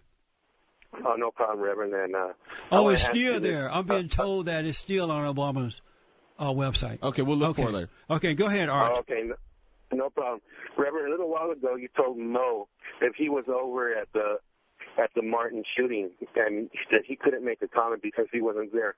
I want to ask you something. Were you there when Jesus Christ walked the earth, or were you there when the Bible was written? Good question. The answer is no. Well, how do you believe it so much then? It's written in my heart. I can see it for myself. Oh, he's got you now. He's got you. Come on now. No, it's written in my heart. I can see it for myself. One more thing. Yeah. This country is not called America. It's called Anahuac. The word Oh, American Lord. What is are a those? European term. Are you still supporting this guy? The word American is a European term, and Native Americans hate that term. Oh, Lord. Well, look. Get over your racism, buddy. No. Wait. This is America. America was taken from somebody. That's like walking into Lots of someone's things house were and taken from discovering somebody. someone's stereo. Lots of things were taken from somebody. Thank you, Art, for your call. Let's go to Paul out of Los Angeles. Paul, you're on the air. Thanks for calling. You know, on days like this, I really miss Tom Hartman, but I don't know if I'm angry at you or sad. Why would you be angry at the truth? Please give me a couple of minutes to Go ahead, speak. buddy. Then, Go ahead. Then you can bash me. But, you know, one thing Trayvon had in common with all the black-on-black, white-on-black, black-on-white crime here in the United States is that he was someone's son. He was someone's brother. He was someone's nephew, someone's friend. So black-on-black crime is Let me not... finish. People's sons are not being involved in black-on-black crime? I'm not even going to respond to you. I'm going to make my point. Oh, What's that's what it interesting is conservative Christians like yourself would rather demonize him and villainize him. How are we demonizing him? And defend the guy that pulled the trigger. Now, I want to give you a little story. Real fast, buddy. Please don't cut me off. I had a cousin who actually was brutally murdered, her and her boyfriend, in 1985. She was beaten and raped to death, and her boyfriend was brutally killed. Real So fast. the difference between that and Devon's case is that they caught the guy. They arrested him with the evidence that The they man had. is and he not went to guilty, trial. buddy. And people like you, these conservative Christians, all full of love. So you hate would conservative rather Christians. have the guy not go to trial. And as far as I'm concerned, All right. you are a hypocrite. Whatever. You are a poor excuse Okay, of a thank black you. Thank you, buddy. Whatever. Let's pray for Paul. Remember, he remember made Paul. one great point as far as this is What was someone's that? son. It's this is someone's everybody's brother. son. When those people were killed in Chicago, people's sons and daughters were murdered. I didn't hear Obama say, "Oh, what's wrong with justice for let's everyone?" examine Wait, ourselves. you want to make this a colorblind, colorless society? Then let's stay with the point of justice for everyone, including Trayvon Martin. Let's go to Arthur out of Los Angeles. Arthur, thanks for calling. You're on the air. Such hypocrisy, Jesse. Where is all the outrage, the black outrage, when it comes to brown on black crime? Mexican gangs are slaughtering black folks to the tune of 100 crimes to every one crime that they search the news for to find a white on black crime. That Very good barely point. exists anymore Search nowadays. the news. But the brown on black crime is through the roof. And you don't hear a peep. That's not true. It has been widely gang. covered in the Los Angeles Times specifically about the brown and black violence Not the here. Los Angeles Times. Where's the outrage from Maxine Waters and Jesse Jackson and Al Sharpton and the godless black The bottom preachers?